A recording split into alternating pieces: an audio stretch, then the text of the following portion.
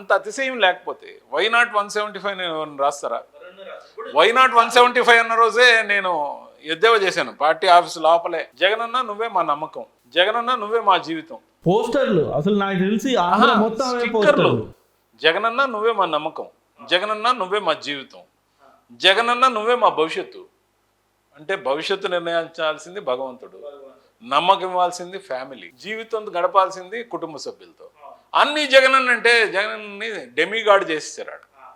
అంతగా ప్రొజెక్ట్ చేసి సిద్ధం అని ఒకటి పెట్టి ఈరోజు అంటున్నారు కదా ఫోటోలను కొట్టడం తప్పు, మహిళలకు కోపం వచ్చింది, ఫోటోలను కొడతారా అని చెప్పి వాళ్ళ గురించి ఒక అబ్యూజివ్ కామెంట్ చేశాడు సజ్జల్ గారు. ఆయన చాతుర్యం ఎంతో, నోరు ప్రతాపం కూడా అంతే. కాబట్టి ఏదో అమాయకంగా ఫోటోల్ని కోపం వచ్చి నిరసనగా చెప్పులతో కొట్టారని అంటున్నారే, ఇది ఇప్పటి నుంచి జరుగుతుందా?